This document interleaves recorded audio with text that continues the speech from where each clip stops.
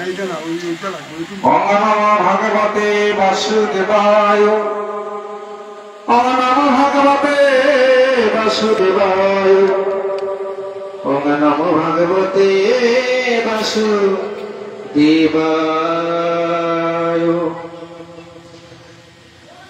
কৃষ্ণের সংসার করে ছাড়িও না চার, জীবে দয়া কৃষ্ণ নাম সর্বধর্মসার। যেই নাম সেই কৃষ্ণ ভজ নিষ্ঠা করি, নামের সহিতে আছে আপন শ্রী হরি। তাহলে আজকে আমরা এই ভাগবত আসনে বেলতলি গ্রাম রাধা গোবিন্দ মন্দিরে হরিকথা শ্রবণ করতে এসেছি। কারণ শাস্ত্রে বলেছেন অনেক জন্মে পুণ্যভূতি সুকৃতি থাকলে পুঞ্জ পুঞ্জ, তবেই তো একদিন হয় সাধু সঙ্গ। এই সাধু সঙ্গ সবার ভাগ্য হয় না। তাহলে এই সাধু সঙ্গে কৃষ্ণ নাম এই মাত্র চাই, সংসার জগতে আর কোন বস্তু নাই। ভগবান মানুষ সৃষ্টি করেছেন, কিন্তু এটি হচ্ছে সৃষ্টিকারী রহস্য। ভগবান জীব সৃষ্টি করেছেন, কিন্তু মানুষ সৃষ্টি করেও কোন মানুষ নিজের বদন নিজে দেখতে পারে না। পারেন কি? নিজের বদন নিজে দর্শন করা যায়? নিজের বদনকে দর্শন করতে গেলে একটা আয়নার প্রয়োজন হয়। যদি আয়নাতে আমি দেখি তবেই তো আমি বলতে পারবো আমার মুখেতে মাধুর্য কি রকম রয়েছে, আমি রূপবতী না আরো অন্য কিছু আমি বলতে পারি। এই আয়নার সাহায্যে আমার মুখে মাধুর্যটা দর্শন করতে পারে, কিন্তু নিজে আমি নিজের বদন দেখতে পারি না। এটি হচ্ছে সৃষ্টিকারী রহস্য। তাহলে এই যে এই দেহটা আমাদের আছে, এই দেহটা আস্তে আস্তে কি হবে? পরিবর্তন হয়ে যায়। শিশুকালে একরকম, যুবককালে আরেক রকম, বৃদ্ধকালে আরেক রকম। এই দেহটা আমাদের ধীরে ধীরে পরিবর্তন হয়ে বৃদ্ধ হয়ে যায়। আর আমাদের ভিতরে যে আত্মা আছে, জীবাত্মা, ইনি কিন্তু পরিবর্তন হন না। ইনি শিশুকালে যেমন, বৃদ্ধকালেও তেমন। এই জন্য আমাদের এই সাধু সঙ্গ করে আমাদের আত্মার খাদ্য দিতে হয়। যেমন এখানে আমরা হরিকথা শুনতে এসেছি, এরপরে কীর্তনের পর প্রসাদ পাবো, তাই না? তাহলে প্রসাদ পেলে পেট ভরবে, কিন্তু আমার মন তো ভরবে না। তাহলে এই যে আমাদের মনের আহার, আত্মার আহার কি? এ জগতের কোন বস্তু তিনি গ্রহণ করেন না। আত্মার খাদ্য হচ্ছে হরিকথা। এই যে হরিবাসরে ভাগবত আসরে ছুটে এসেছে, কয়েক মিনিট ধরে ভগবানের নাম গুণকীর্তন শ্রবণ করেছেন, এটি হচ্ছে আত্মার খাদ্য। ইনি হরিকথা কৃষ্ণ কথা বিহীন এই জগতের কোন বস্তু তিনি গ্রহণ করেন না। নিতাই গৌর প্রেমানন্দে হরে হরে। তাই পরম সৌভাগ্য এই বেলতলি গ্রামে যে রাধা গোবিন্দ মন্দির হয়েছে, এই মন্দিরের আলোতে হাজার হাজার মানুষ ভক্ত হয়ে যাবে। ভগবানের কৃপায় যারা দর্শন করবে তার মনের পরিবর্তন ঘটবে, কিন্তু দর্শন না করলে পরিবর্তন ঘটবে না। এই যে আমাদের দিব্য চক্ষু, এই যে বর্তমান আমাদের যে চক্ষু আছে, এটা দিয়ে তো সব দর্শন করে, তাই না? কিন্তু গুরুদেব যে আমাদের চক্ষু দান করে, এটা কোন চক্ষু? দিব্য চক্ষু দিল যেই জন্মে জন্মে প্রভু সে। তাহলে দিব্য চক্ষু যে দান করলো, ওই চক্ষু দিয়ে শ্রী গোবিন্দকে দর্শন করা যায় এবং ভগবানের লীলাভূমি দর্শন করা যায়, কিন্তু এই নয়নে কখনো দর্শন হয় না। তাহলে অর্জুন যে ভগবান শ্রীকৃষ্ণের বিশ্বরূপ দর্শন করেছিলেন কোন চক্ষু দিয়ে? দিব্য চক্ষু। এই চক্ষু দিয়ে তিনি দেখতে পারেননি। এটা হচ্ছে নর চক্ষু। এই চক্ষু রাত্রিবেলায় মজিয়ে যায় আর দিনের বেলায় খুলিয়ে যায়। আর এই চক্ষু দিয়ে ভগবান দর্শন হয়। এই নয়নে দর্শন হলে দিব্য চক্ষু জ্ঞান ফুটিয়ে ওঠে। এই নয়নে শ্রী গোবিন্দ দর্শন করলে আমার দিব্য চক্ষু ফুটে ওঠে হৃদয় মন্দিরে। হৃদয় গৌরমানন্দে হরে হরে। তাই কলিতে কোন সাধন ভজন, যাগ যজ্ঞ, তপস্যা কোন নেই। কলিতে একমাত্র সহজ উপায় হচ্ছে হরের নামেই কেবল। শয়নে স্বপনে নিদ্রা জাগরণে ওরে জীব। কারণ সত্য যুগের মানুষ ধ্যান করেছিল, ওরা অনেক বছর বেঁচেছিল।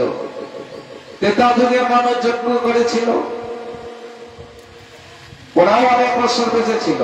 দাপর যুগের মানুষ পূজা করেছিল, ওরাও অনেক বছর বেঁচেছিল। কিন্তু কলি যুগের মানুষের আয়ু অল্প। এই জন্য এদের আর কিচ্ছু করতে হবে না। এরা খাইতে শুইতে উঠিতে বসিতে চলিতে ফিরিতে যে কোনো সময় আমাকে ডাকলেই কলির যুগের মুক্তি হবে।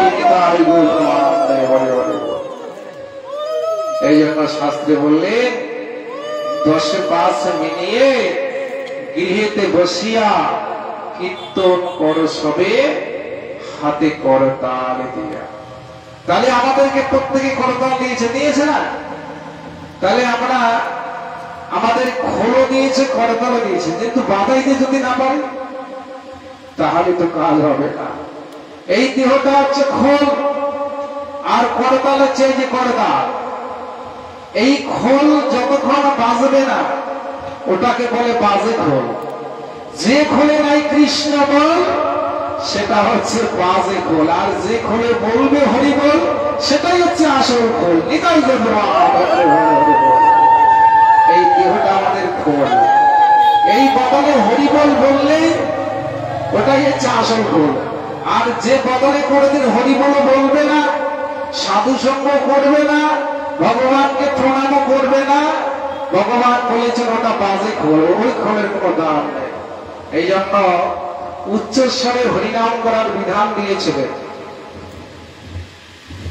মহাপ্রভু ঠাকুর হরিদাসকে বলেছিলেন, হরিদাস 3 লক্ষ নাম করেছিলেন।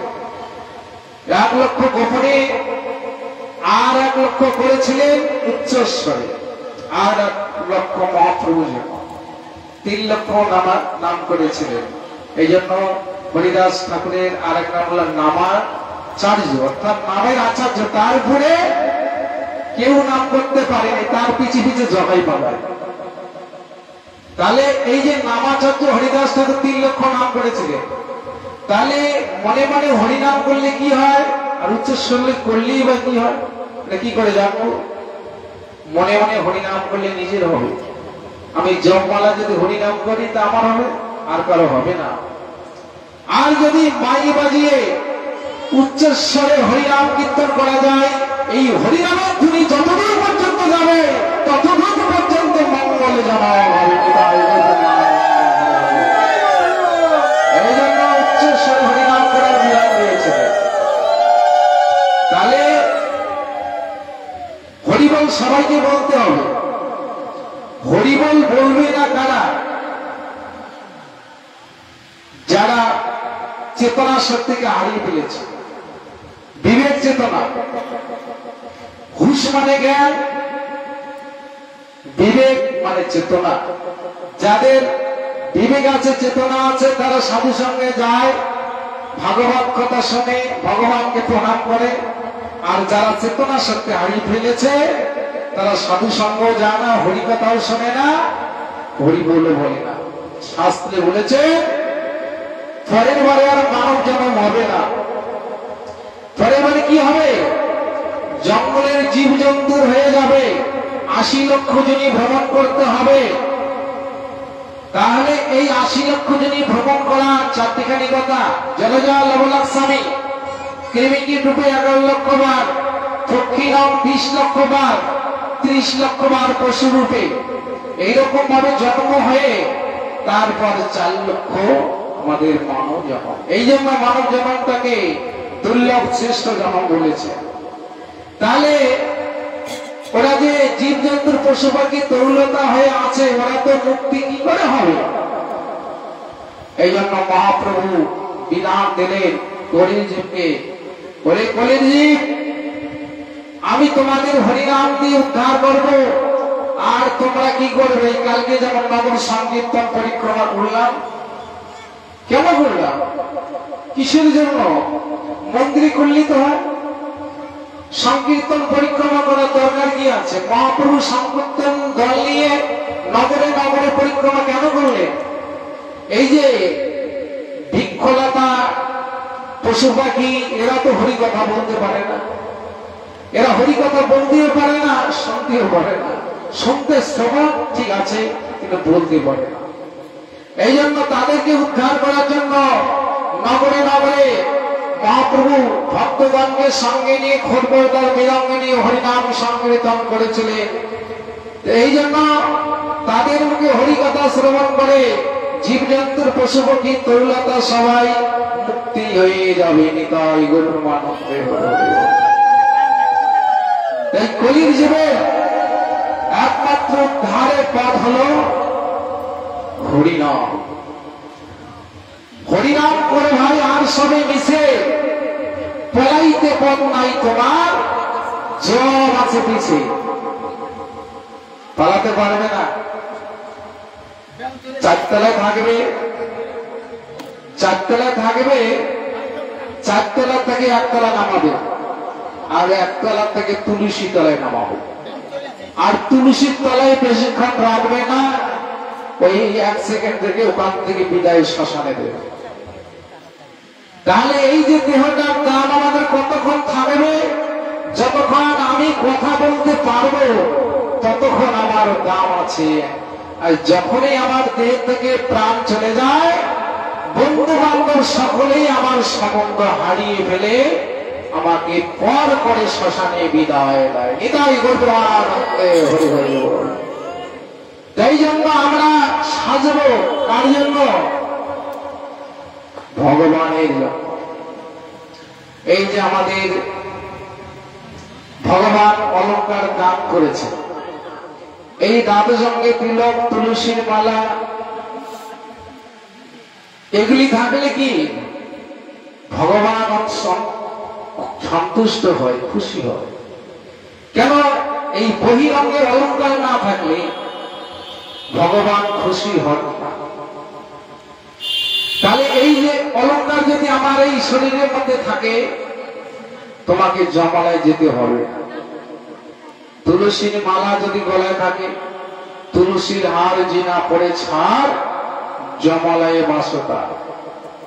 অনেকে আবার বলে, অনেকে শুনি যে মন মালা থাকলে তুলসীর মালার আর কোনো দরকারই হয় না।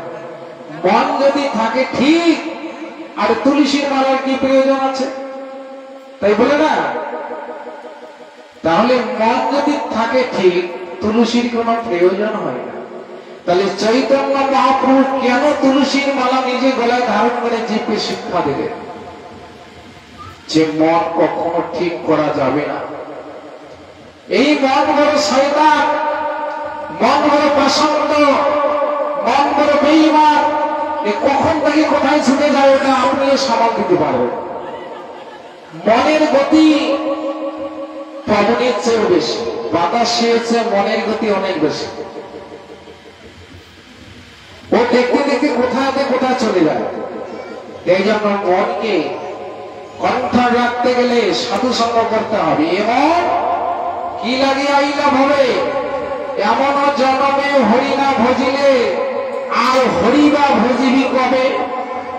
এইরকম জন্মে যদি হরি ভজন করতে না পারিস পরের বারে পাবি। পরের বারে যদি আর মানুষ না হয় জীবজন্তুর হয়ে যাস তাহলে কি হরিবল বলতে পারবি? ভগবানকে প্রণাম করতে পারবি? এই জন্মে হরিবল বল। অনেকে আমার বলে আমার তো সময় চলে গেছে, 50-60 হয়ে গেছে, এইটুকু সময় করে কি হবে? শাস্ত্রে বললেন যেটুকু সময় গেছে গেছে, যেটুকু আছে ওইটুকুই লেগে দেখো, ওইটুকুই তুমি যদি ডাকো ওইটুকুর ফল তুমি পাবে। যাবার সময় ওই ফল নিয়ে যাবে এবং সেই ফল নিয়ে আবার ভগবান এই মন্ত্রের মাধ্যমে তোমাকে পাঠিয়ে দেবে। কর্ম ফল যে যতটুকু করবে ভগবান ততটুকুই ফিরে দেয়। মানুষ মানুষকে ঠকায় কিন্তু ভগবান কাউকে ঠকায় না। ভগবানের কাছে যেটুকু করবে ভগবান তোমাকে সুদে আসলে সেটা ফিরিয়ে দেবে। সেটা আপনি কোথায় রাখবেন? আমরা ব্যাংকে টাকা রাখি না জমা, যে ব্যাংকে যদি টাকা জমা রাখা যায় সুদ হয়, তাই না? আর সুদ হলে ওটা দিয়ে আমি পরিবার চালাতে পারবো। তাহলে ব্যাংকে যদি রাখি সুদ হবে, আর মরে গেলে টাকাটা নিয়ে যেতে পারবো? টাকাটা কে নেবে? সরকারে নেবে না, তোমার ছেলে মেয়ে আত্মীয় স্বজন ওরা ঝগড়াঝাটি করে ভাগ করে নেবে। আর যদি আপনি পারমার্থিক ব্যাংকে টাকা রেখে দেন ওই টাকাতে কেউ ভাগ পাবে না। এই জন্য পারমার্থিক ব্যাংকে টাকা আগে জমা রাখো। এই যে মন্দিরে এত টাকা পয়সা খরচা করছে, ওটা কোথায় যাচ্ছে? ওটা পারমার্থিক জগতের ব্যাংকে টাকা জমা হচ্ছে। ওটা একদিন পাবে, ওটা নষ্ট হবে না। তাহলে এই যে টাকা রাখলে ওটা সুদ বাড়তে থাকবে। এই জন্য শাস্ত্রে বলেছে টাকা জমা দাও, ব্যাংকে জমা দাও, লাইনে দাঁড়াও, টাকা তুলতে পারবে। জমা দিবে না, লাইনে দাঁড়ালে টাকা পাবে না। আগে জমা দিতে হবে, তাই না? ব্যাংকে একটা টাকা রাখবো, তারপর লাইনে দাঁড়াবো। আর টাকা না রেখে যদি লাইনে দাঁড়াই টাকা পাবো? আমার যদি ব্যাংকে জিরো ব্যালেন্স থাকে। তাহলে এই জন্য চৈতন্য মহাপ্রভু সনাতন গোস্বামীকে বলেছিলেন যে এ জগতে ধনীকে, কে বড় ধনী? যাদের 4তলা বিল্ডিং আছে, 10টা গাড়ি আছে, কোটিপতি, তারাই কি ধনী? সনাতন গোস্বামী বলেছিলেন না প্রভু, কৃষ্ণ ধনের ধনী যে যা সেই তো বড় ধনী। নিতাই কথা উল্টা হয়ে গেল। যা 10তলা আছে কোটিপতি তারা ধনী নয়। কারা ধনী? যারা কাঁধে ভিক্ষার ঝুলি নিয়ে 10 বাড়ি রাধা গোবিন্দ সেবার জন্য ভিক্ষা করে, তারাই বড় ধনী। কোন ধনের ধনী? হচ্ছে কৃষ্ণ ধনের ধনী, পারমার্থিক জগতের ধনী। তাহলে আমরা এই চরাচর জগতে মানব রূপে এসেছি, এটা মানুষের কর্ম করেছি বলে এই মানুষের দেহ পেয়েছি। আর যারা মানুষের কর্ম করতে পারেনি তারা তো এই চরাচর জগতে জীব জন্তুর পশু পাখি তরুলতা হয়ে আছে না? আর দীক্ষরা কারা? তাই 20 লক্ষ বার আমাদের বৃক্ষজনী হতে হয়। এই 20 লক্ষ বার বৃক্ষজনীতে থাকতে হয়। তারপরে মুক্তি কি করে হয়? এই 20 লক্ষ বার বৃক্ষজনী হতে হবে যেদিন আমাদের তুলসী বৃক্ষরূপে জন্ম হবে, সেদিন আমার ওই বৃক্ষজনী থেকে মুক্ত হয়ে গেলাম। তারপর 9 লক্ষ বার জলজ প্রাণী রূপে থাকতে হয়। এই জলের প্রাণী, কখনো কাঁকড়া, কখনো মাছ, অনেক রকম মাছ হতে হয় জলে। এই মাছ জন্ম থেকে কবে মুক্ত হবে? এই নানা রকম মাছ হতে হতে, হরে কৃষ্ণ রাধে রাধে, একটু গন্ডগোলটা কম করে, মানে বেশি আলোচনা করবো না, একটু সামান্য করে ভোগ গিয়েছে। কারণ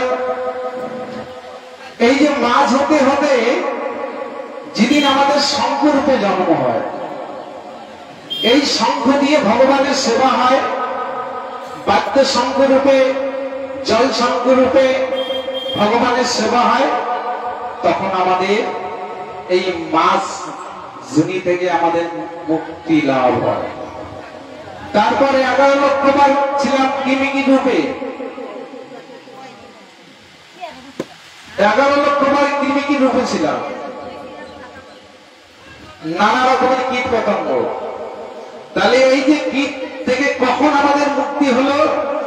এই নানা রকমের কীট হতে হতে যেদিন আমাদের মৌমাছি রূপে জন্ম হয়েছিল, এই যে মৌমাছি রূপে জন্ম হয়ে নানা রকম ফুলের মধু সংগ্রহ করে চাকে ভরিয়ে দিলাম, আর সেই মধু দিয়ে যেদিন ভগবানের সেবা হলো, সেদিন থেকে কীট জন্ম থেকে মুক্তি হয়ে গেল। নিতাই উল্লেখনি করবে জীবন কিসের জন্য দিয়েছে? তাহলে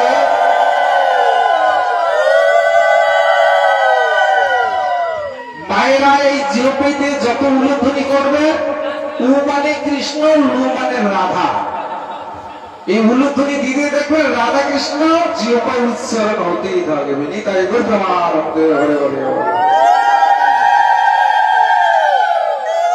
তাহলে আমাদের এই কীট জন্ম থেকে মুক্ত হলো শঙ্করূপে যেদিন আমাদের জন্ম হলো, সেদিন থেকে কীট জন্ম থেকে মুক্তি পেলাম। তারপর ছিলাম 10 লক্ষ বার ডিমের মধ্যে, নানা রকমের পাখি হয়েছিলাম। এই নানা রকমের পাখি হতে হতে এই পাখি জন্ম থেকে কখন মুক্ত হলো? যেদিন আমার ময়ূর রূপে জন্ম হলো।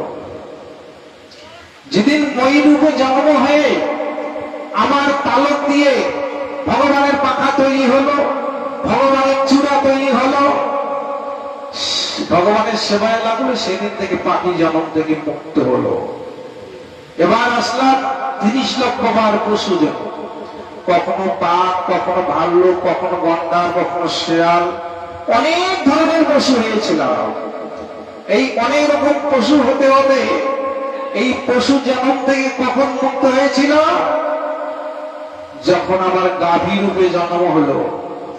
এই গাভী রূপে জন্ম হয়ে আমার দুধ দিয়ে ভগবানের সেবা হলো, আর যেদিন আমার দুধ দিয়ে ভগবানের সেবা হলো, সেদিন থেকে আমার পশু জন্ম থেকে মুক্তি হয়ে এই মানব জন্ম এলো। নিতাই এই জন্য এই মানব জন্মকে দুর্লভ শ্রেষ্ঠ জন্ম করেছে। কেন? এই মানব জন্ম সর্বজন্মের সার, দেবতারাও বাঞ্ছা করে মানুষ হইবা। দেবতার জন্ম দুর্লভ জন্ম নয়। দেবতারা পূজা পাচ্ছে, তবুও বলছে প্রভু আমরা যেন মানুষ রূপে জন্মগ্রহণ করতে পারি। কেন? মানুষ রূপে জন্মগ্রহণ করলে তোমার নাম করতে পারবো, তোমার গুণকীর্তন করতে পারবো, তোমাকে প্রণাম করতে পারবো। তাহলে এই যে দুর্লভ মানব জন্ম লোভিয়া সংসারে, কৃষ্ণ না ভজিন দুঃখ কহিব কাহারে। এই জন্মে যদি এই কৃষ্ণ ভজন করতে না পারি, সেই দুঃখটা কাকে বলবো? এই ঘোর সংসারে পড়িয়া মানব না পায় দুঃখের শেষ। সারা জীবন সংসার করছে, দুঃখের যন্ত্রণা শেষ পাচ্ছে না। শাস্ত্রে কি বললে? এই দুঃখকে যদি নিবারণ করতে চাও, সাধু সঙ্গ করি, হরি ভজে যদি, তবেই তো হবে অনন্ত ক্লেশ। নিতাই গরুরানন্দে। তুমি যদি সাধু সঙ্গ করতে পারো, তাহলে তোমার ক্লেশ, যন্ত্রণা, দুঃখ সব নিবারণ হয়ে যাবে। আর যদি তুমি সাধু সঙ্গ করতে না পারো, ওই সংসার আলমারির মধ্যে ঢুকে পড়ো, জপ করে ভোতা হয়ে কোনদিন কৃষ্ণ কথা স্মরণে আসবে না, সাধু সঙ্গেও যাবে না। এই জন্য সাধু সঙ্গ করলে কি হয়? আমরা বাজার থেকে যখন একটা কাটারি কিনে নিয়ে আসি, তাই না? কাটারি কিনে নিয়ে এসে যদি ওই আলমারিতে রেখে দিই, 1 বছর যদি বের না করি, থাকবে? জং করে ভোতা হয়ে যাবে। তাহলে ধার তুলতে গেলে আবার আমাকে কামারশালায় যেতে হবে, আবার তাকে ধার দিতে হবে। তাহলে আমরা যদি এই যেমন আমাদের কার্তিক মাসে কম বেশি সবাই এটাকে দাম দেয়, ওটা পালন সবাই করে সব জায়গায়। ওই মাসটা নিয়ম সহিত সবাই স্নান করে। ওই মাসে ভগবানের প্রিয় মাস, অনেকে দেখবেন ওই মাসটা যত্ন সহকারে করে এবং নিরামিষ খেলো, খাওয়ার পরে যখন কার্তিক মাস শেষ হয়ে গেল আবার আমিষের দিকে চলে গেল। তাহলে কি হলো? আবার সংসার আলমারিতে ঢুকে পড়লো, তাহলে আবার জপ করে গেল। পরবর্তী পরের বছরে আবার কার্তিক মাস আসবে, আবার সংসার আলমারি থেকে বেরিয়ে পড়বেন। মহাপ্রভু ওটা করবেন না, মাঝে মাঝে সাধু সঙ্গ করবেন, ধার তোমার আর ঘটবেন না। ওই জঙ্গল আসবে না, ওই সাধু সঙ্গ করলে ধার তোমার থেকেই যাবে। সবসময় বদলে তোমার হরি বল আসতেই থাকবে। নিতাই গৌর আনন্দে। এই জন্য সাধু সঙ্গের বিধান দিয়েছে চৈতন্য মহাপ্রভু এই কলিতে এসে এই জীবকে চেতন করার জন্য, জাগরণ করার জন্য। কিন্তু তখনকার দিনে নবাব হোসেনের কালে নবদ্বীপের ব্রাহ্মণ সমাজ, ওরা ওই নবদ্বীপে ওই ব্রাহ্মণকে সবাই দাম দিত। চৈতন্য মহাপ্রভু নিমাই যখন জন্মগ্রহণ করল, উনি ওই কীর্তনের মাঝে সবাইকে জড়িয়ে ধরে। ব্রাহ্মণ, বৈশ্য, ক্ষত্রিয়, শূদ্র, এই চারটা বর্ণের মানুষকে তিনি জড়িয়ে ধরেন। তখন নবদ্বীপের ব্রাহ্মণ সমাজ অবাক হয়ে গেল, নিমাই এটা কি করছে? আমাদের ধর্মটাকে রসাতলে নিয়ে যাচ্ছে। ইনি সবাইকে জড়িয়ে ধরে, ইনি কারো বিচার করেন না। এই নিমাই, তুই এটা কি করছিস? নিমাই চিন্তা করলেন যে আমাকে ভাগ করলে চলবে না। যেমন একটা মালা তৈরি করতে গেলে এক জাতের মালা দিয়ে মালা তৈরি করলে মালা হয় বটে, কিন্তু সৌন্দর্য হয় না। কিন্তু অনেক জাতের ফুল দিয়ে যদি একটা মালা তৈরি করা হয়, ওই মালাটা দেখতে সৌন্দর্য হয়। তা নিমাই চিন্তা করলে এই চারটি বর্ণের মানুষকে একত্র করে আমাকে হরিনাম করতে হবে, আলাদা করা যাবে না। তাই তিনি সবাইকে জড়িয়ে ধরে, প্রভু আমার হাসিয়া কান্দিয়া প্রেমে গড়া গড়ি পুলক পেপিল রঙ্গে, ব্রাহ্মণে সন্ডালে করে কোলা কুলি কবে বাঁচিল রঙ্গে। ব্রাহ্মণে চন্ডালে করে কোলা কুলি কবে বাঁচিল এই রঙ্গে। সবাইকে জড়িয়ে ধরে তিনি আলিঙ্গন করছে। তখন নবদ্বীপের ব্রাহ্মণ সমাজ এরা পাড়ায় পাড়ায় মিটিং করতে লাগলো যে নিমাই আজকে সবাইকে একত্রিত করার জন্য তিনি সবাইকে জড়িয়ে ধরছে, আমরা তাকে সঙ্গে আর নেব না। আমাদের সঙ্গ থেকে তাকে পরিত্যাগ করলাম। আর যদি আমাদের সঙ্গের কেউ ওরকে যোগ দেয়, তাকে আমরা এক ঘরে গর্ব ঠেকি করে রাখবো। আর ওই ভয়ে নিমাইয়ের কাছে আর কেউ যায় না, আর তার দলে কেউ যোগদান করে না। নিমাই মনে মনে চিন্তা করলেন, হরিনাম তো বন্ধ করা যাবে না। আজকে ওরা ব্রাহ্মণ সমাজ আমাকে আলাদা করে দিল। মহাপ্রভু মনের অনুরাগে তিনি নির্জনে বসে বসে কাঁদে, আমি আসলাম করির জীবকে উদ্ধার করতে, আর নবদ্বীপের ব্রাহ্মণ সমাজ আমাকে আলাদা করে দিল। আমার দলে কেউ যোগদান করে না। হরিনাম তো বন্ধ করা যাবে না। মহাপ্রভু শ্রীবাস আঙ্গিনার মাঝে গেলে, শ্রীবাস আঙ্গিনার মাঝে গিয়ে দুটি বাহু উত্তোলন করে হরিনাম করতে, হরিনাম করতে বুক ভাসিয়ে দিয়েছিলেন। তিনি কৃষ্ণ কৃষ্ণ বলতে বলতে কাঁদেন। আমার মতো জীব সারাদিন কৃষ্ণ কৃষ্ণ বললেও চোখে এক ফোঁটা জল আসবে না, কারণ মহাপ্রভু কৃষ্ণ নামে চোখে জল আসে কেন, আর আমাদের আসে না কেন? আমরা সারা বছর যদি একটি পাত্রে রান্না করে খাই, যদি মাজি না, বৎসরে একদিন মাজলে কি পরিষ্কার হবে? চৈতন্য চরিতামৃতে বলেছিলেন, বহুবার কৃষ্ণ নাম করিলে তবু প্রেম নহে, প্রেম নহে, নহে অশ্রুধার, তাহাতে জানিও অপরাধ প্রচুর, কৃষ্ণ নামের বীজ তাহাতে না হবে অঙ্কুর। সারা বছর রান্না করে খাইলে পাত্র যেমন ময়লা হয়, একদিন মাজলে পরিষ্কার হয় না। আমরা সারা জনম বিষয় সংসারে থাকতে থাকতে আমাদের হৃদয় পাত্র ময়লা হয়ে গেছে, আবর্জনা হয়ে গেছে। তাই একদিন সাধু সঙ্গ করে হরি নাম করে আমরা কাঁদতে পারি না, আমাদের নয়নে জল আসে না। মহাপ্রভুর নয়নে জল আসে, তিনি কৃষ্ণ বলতে বলতে প্রেমে গত গত হয়ে দোলায় গড়ে গড়ে নিয়ে কাঁদে। তাই শ্রীবাসাঙ্গিরার মাঝে দুটি বাহু উত্তোলন করে হরিনাম করে কাঁদছে। শ্রীবাসের স্ত্রীর নাম হল মালিনী দেবী। শ্রীবাসের একটি সন্তান ছিল, 12 বৎসর মাত্র তার বয়স। এই শ্রীবাস দরিদ্রতা ছিল, খুব গরিব ছিল।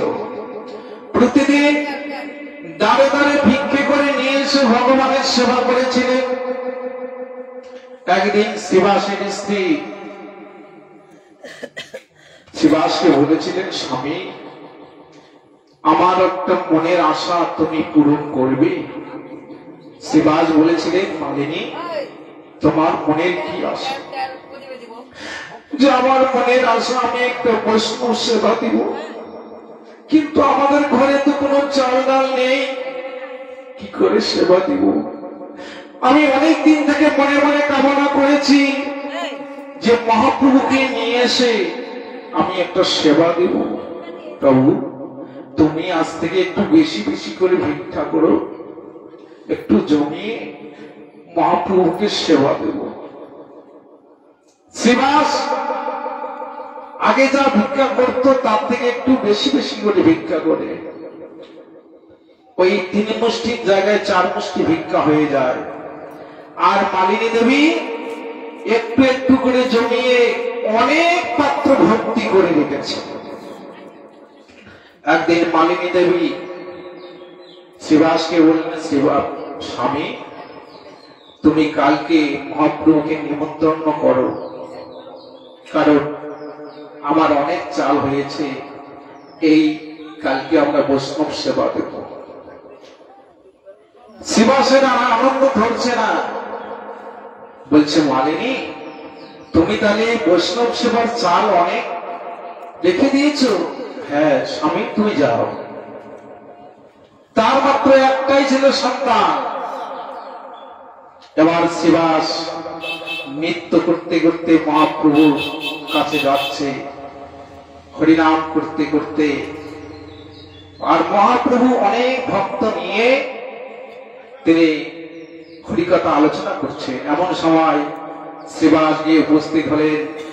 আর শ্রীবাসকে দেখে মহাপ্রভুর আর আনন্দ ধরে না, নিতাই গৌর আনন্দে হরি হরি বল।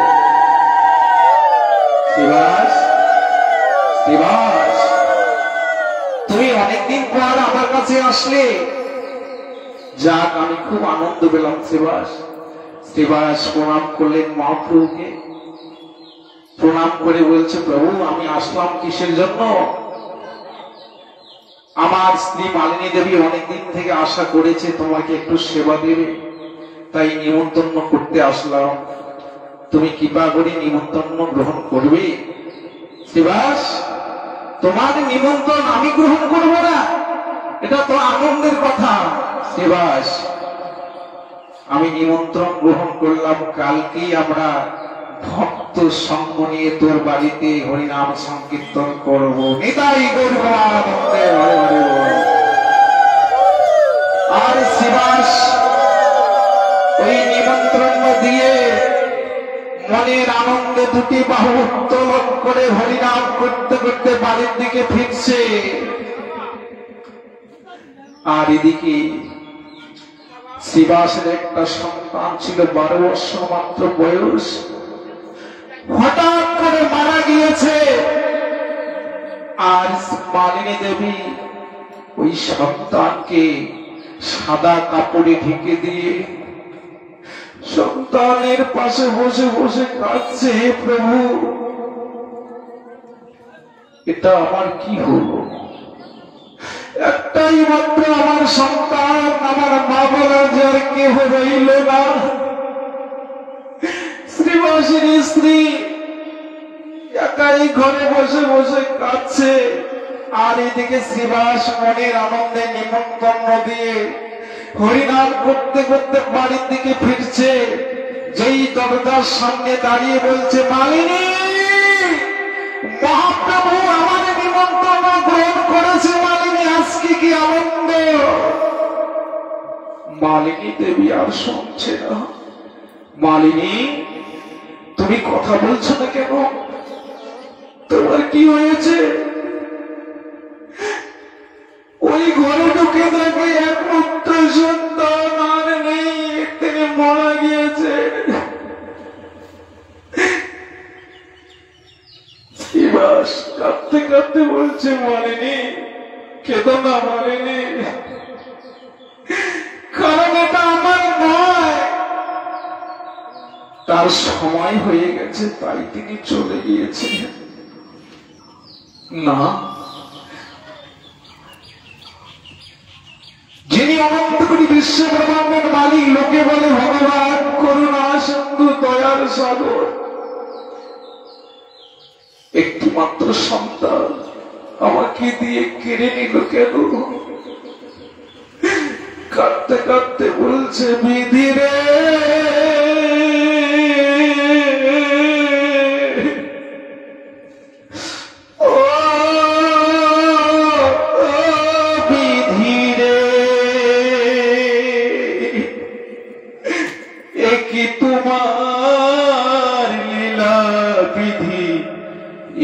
তোমার খেলা,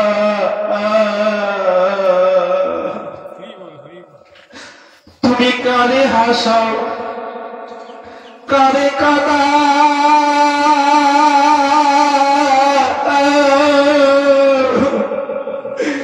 তোমার লীলা বোঝাবা বিধি, তোমার লীলা বোঝাবা বিধি রে।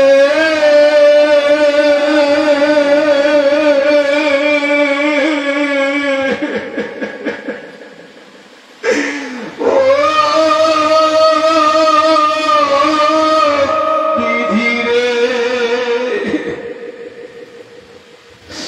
তুমি কারে হাসাও, কারে কাদা,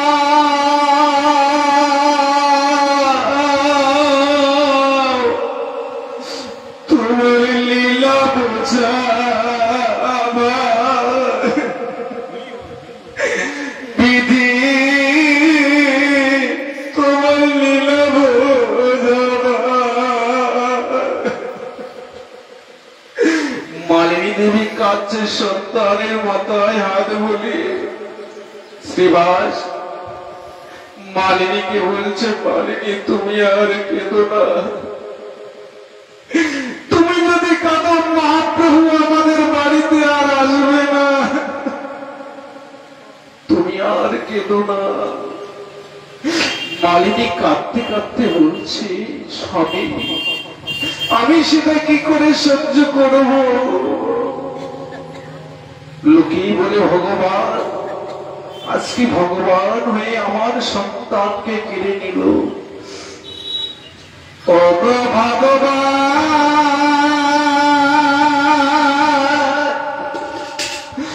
ও গো দয়াময়, তুমি নাকি করুণাময়,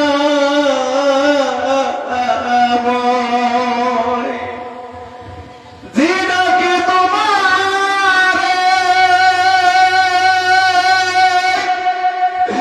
তুমি কৃপা করো তারে। বলো প্রভু কি হবে আমার, ও গো ভগবান,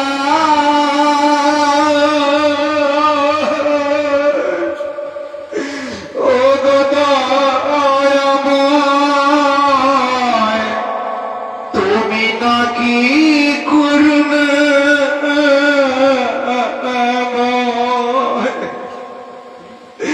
যে নাকি তোমারে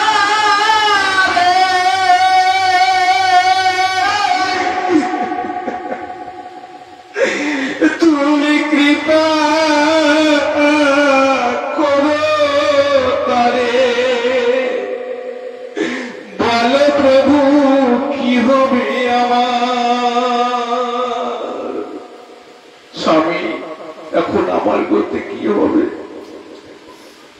এমন সময় পরের দিন চৈতন্য মহাপ্রভু ভক্ত সঙ্গ নিয়ে, সংকীর্তনের দল নিয়ে হরে কৃষ্ণ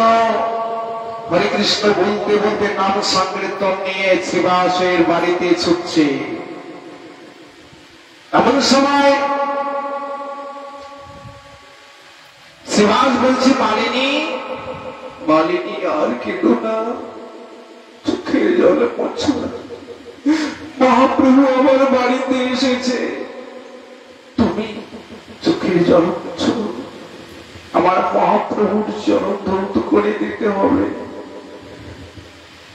মালিনী দেবী চোখের জল মুছে জল নিয়ে গিয়ে মহাপ্রভুর চরণ ধৌত করে দিলে, দিয়ে মহাপ্রভু ভক্ত সঙ্গ নিয়ে হরিনাম করছে শ্রীবাস অঙ্গিনার মাঝে। হরিনাম করিতে করিতে মহাপ্রভুর আর আনন্দ আসে না। মহাপ্রভু বলছে, ভক্তগণ, আমার আজকে আনন্দ হচ্ছে না কেন? এই শ্রীবাসের বাড়িতে কি কোনো অঘটন হয়েছে?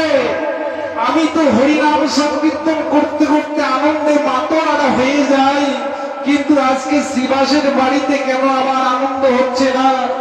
বলো, এখানে কোনো হয়েছে? শ্রীবাস, তোমার বাড়িতে কোনো অঘটন হয়েছে? না প্রভু, আমার বাড়িতে কিচ্ছু হয়নি, আমরা তো সবাই ভালোই আছি।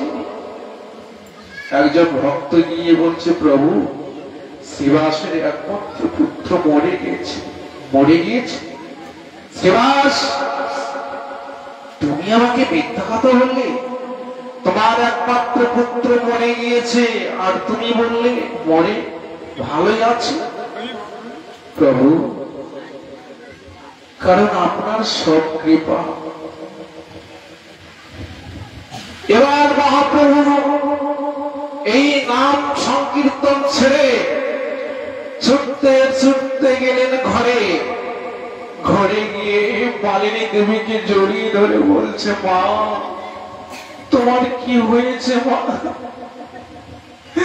মালিনী দেবী কাঁদতে কাঁদতে বলছে, প্রভু, আমাকে মা বলে ডাকবেন না, আমার মা বলার অধিকার, আমার মা ডাক শোনার আমার অধিকার নেই, কারণ আমি মা হতে পারিনি।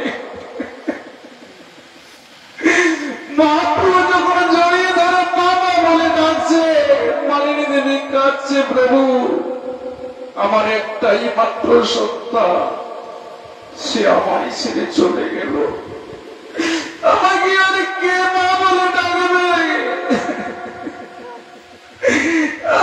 আমার আর কেউ নাই প্রভু। মহাপ্রভু বললেন, মা,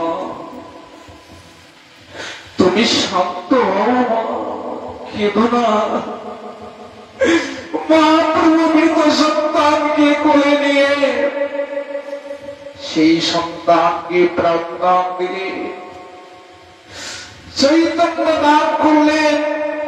দান করিয়ে সে সন্তান জীবিত হয়ে উঠে বসে মহাপ্রভু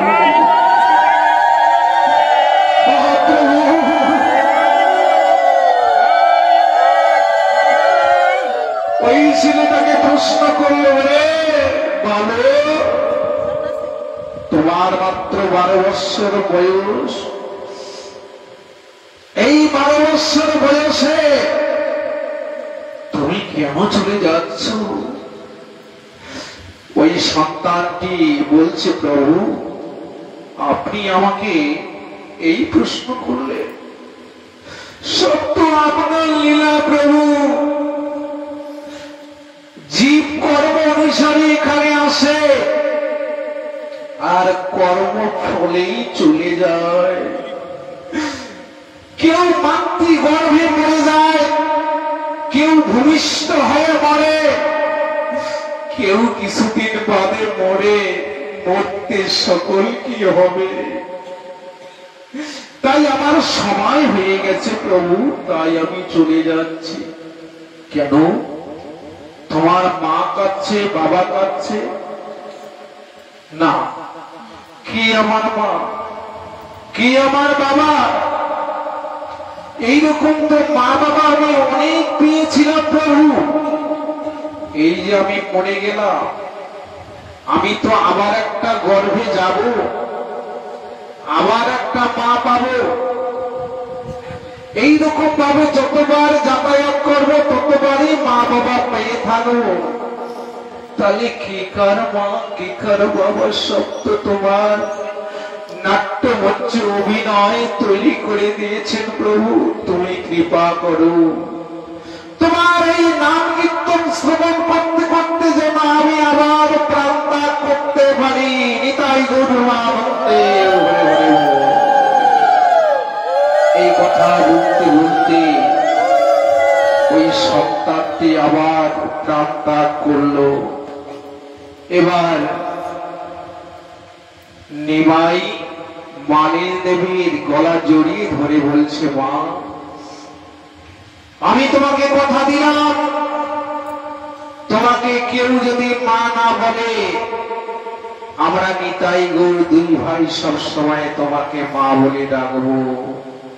এই জন্য সেই বৈষ্ণব পদাবলীতে বলেছিলেন, মায়ের কোলে বৈষ্ণব আমার গৌর নিতাই, মায়ের কোলে বৈষ্ণব আমার গৌর নিতাই।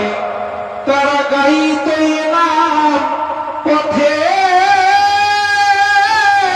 ঘাটে, তারা গাইতে নাম পথে ঘাটে, হরি নাম জীবে দেয়। মায়ের কোলে বৈষ্ণব আমার গৌর নিতাই, নিতাই গৌর প্রেমানন্দে। তাই এই জীবের লাগি তিনি গোলক সুখ বিসর্জন দিয়ে মর্তধামে আসলেন। কিন্তু আমরা এই জগতে এসে চেতনা শক্তি হারিয়ে ফেলাম। একবার প্রভু দেখা দিয়া মরে বঞ্চিল এই দীনদাসে মাতৃগর্ভে। ভগবানের সঙ্গে একবার দেখা হয়েছিল। ভুলিয়া তোমারে সংসারে আসিয়া পেয়ে নানাভূত ব্যথা, তোমার চরণে আসিয়াছি প্রভু, বলিব দুঃখের কথা। একবার প্রভু দেখা দিয়া মরে বঞ্চিল এই দীনদাসে। ওই একবার মাতৃগর্ভে দেখা হয়েছে, আর দেখা হলো না। এই জন্য শাস্ত্রে বলেছিলেন, পৃথিবীতে এসেছিলে যেদিন তুমি ভাবে, তুমি মাত্র কেঁদেছিলে আর হেসেছিল সবে। সন্তান যখন জন্ম হয়, হাসে না কাঁদে? কান্না করে। কোন সন্তানও হাসে না, সবাই কাঁদে। কেন কাঁদে? আর ওই সন্তানের কান্না শুনে কেউই কাঁদে না, সকলেই হাসে। নিতাই গৌরবানন্দে হরি হরি বল। তাহলে শাস্ত্রে বললে যে তুমি এই পৃথিবীতে যেদিন গিয়েছিলে তোমার কান্না শুনে সকলেই হেসেছিল, আর তুমি কেঁদেছিলে। ওই পৃথিবীতে গিয়ে তুমি এমন কর্ম করবে, এমন জীবন গঠন করবে, এমন জীবন করিতে হইবে গঠন, মরণে হাসিবে তুমি, কাঁদিবে এই ভুবন। নিতাই গৌরবানন্দে হরি হরি বল। তুমি এই পৃথিবীতে এসে এমন মহান কর্ম করে যাবে, যেদিন এই পৃথিবী ছেড়ে তুমি চলে যাবে, তোমার জন্য হাজার হাজার মানুষ কাঁদবে। নিতাই গৌরবানন্দে হরি হরি। তাহলে এই জীবন খানাকে এমন ভাবে তৈরি করবে। এই জন্য বলেছে যে এই ভগবান আমাদের দেহ দিয়েছে ভালো মন্দ খাওয়া, সন্তান জন্মানো এবং ঘুমানোর জন্য নয়। এই তিনটি কাজ পৃথিবীতে প্রত্যেক প্রাণী করতে পারে। প্রাণীরা খায়, সন্তান জন্মায়, ঘুমায়, কিন্তু মানুষ তার ঊর্ধ্বে। মানব জন্ম দুর্লভ, কিন্তু ওই প্রাণীদের মতো মানুষও যদি ওই রকম করে, তাহলে এই যে প্রাণী আর মানুষের মধ্যে তফাৎ কি রইল? না। এই জন্য এই যে মানুষ সবার ঊর্ধ্বে, এই যে মানুষের চেতনা শক্তি আছে, মানুষের বিবেক আছে, মানুষের বিচার করতে পারে। তাহলে এই যে হাত আমাদের দিয়েছে কিসের জন্য? অপরের ধন অপহরণ করার জন্য নয়, অন্যায় কর্ম করার জন্য নয়। হাত দিয়েছে শুধু সেবার জন্য। এই হাত দিয়ে তুমি ফুল তেল এনে শ্রী গোবিন্দকে তার চরণে নিবেদন করবে, আর করতালি বাজে কীর্তন করবে, প্রণাম করবে। তাহলে নববিধা ভক্তির মধ্যে শ্রবণ, কীর্তন, স্মরণ, বন্দন, পদাস্তন, নিবেদন, এই যে 9টা ভক্তি যে আছে, প্রথম ভক্তিটা হচ্ছে আমার শ্রবণ। এই যে শ্রবণ করতেছি, এটাই প্রথম শ্রবণ। তারপরে হচ্ছে কীর্তন। তাহলে এই যে প্রণাম হচ্ছে গাছের মূল, এই গাছের শিকড় হচ্ছে প্রণাম। প্রণাম না করলে কোনোদিন নাম হবে না। এই সাধু সঙ্গে আসলে প্রণাম করে বসতে হবে। রাধা গোবিন্দ দর্শন করলে প্রণাম করতে হবে, গুরু দর্শন করলে প্রণাম করতে হবে। তাহলে প্রণাম না করলে কোনোদিনও নাম হবে না। তাহলে এই প্রণামের কি হয়? যত প্রণাম করবে তত আপনার দৈন্যতা আসবে, ভক্তি আরো দৃঢ়তা গাঢ় হবে।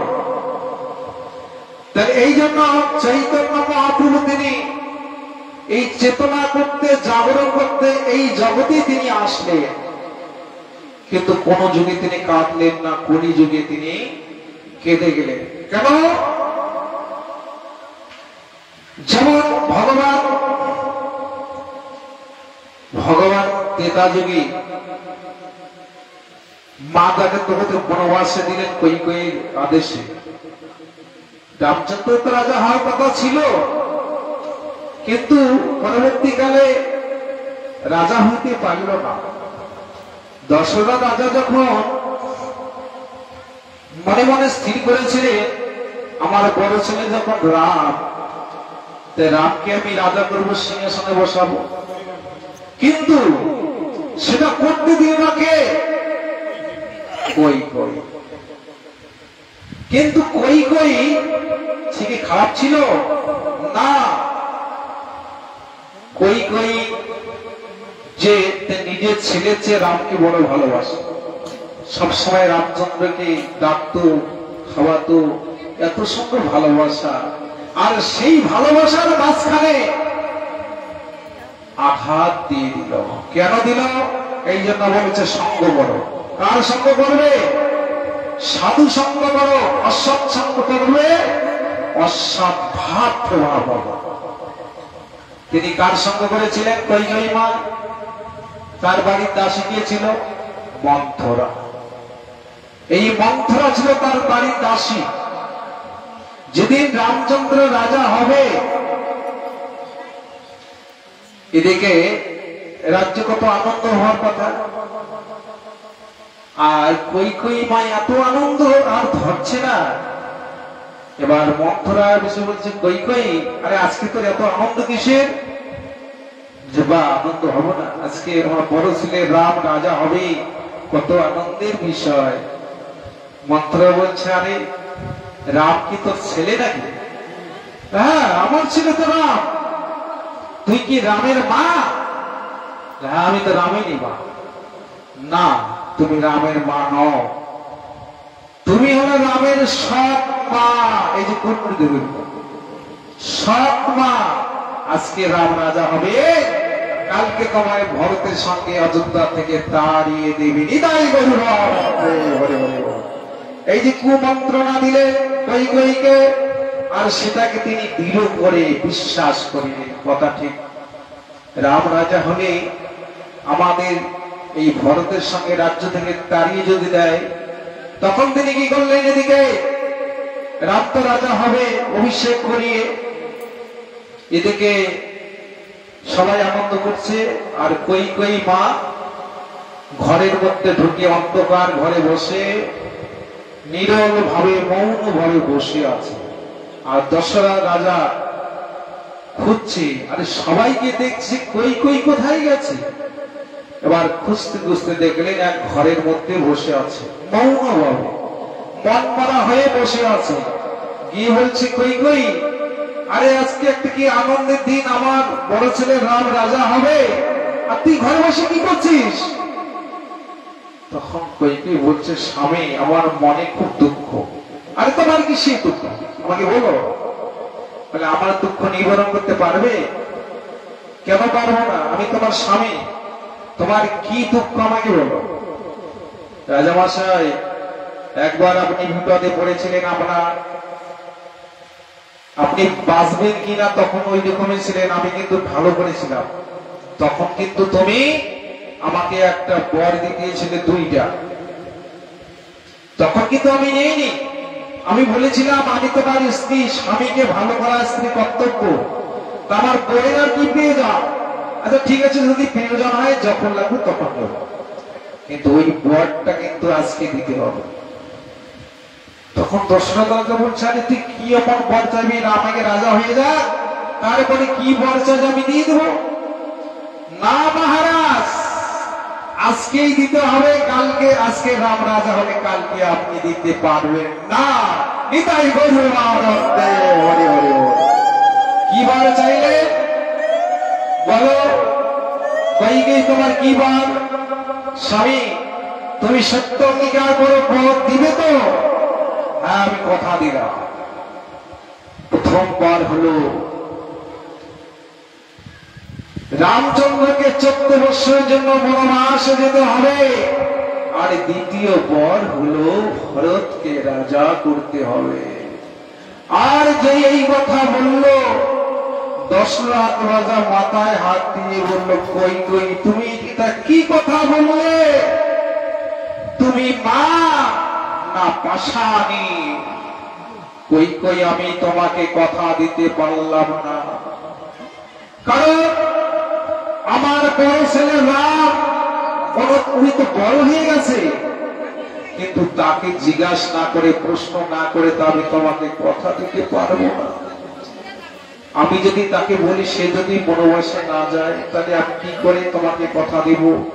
তাকে ডেকে জিজ্ঞাসা করব, সে যদি রাজি হয় তবেই কি তোমাকে কথা দেব। এই জন্য 5 থেকে সন্তানকে 5 থেকে 6 মধ্যে আর কোমর পেরিয়ে গেলে শিক্ষা দিতে পারবে। কোমর থেকে সুর চলে আসলে কি হয়? ওই বাবা মায়ের সঙ্গে ছেলের বন্ধুত্ব হয়ে যায়। শিক্ষাটা দিবেন আগে, পরে শিক্ষা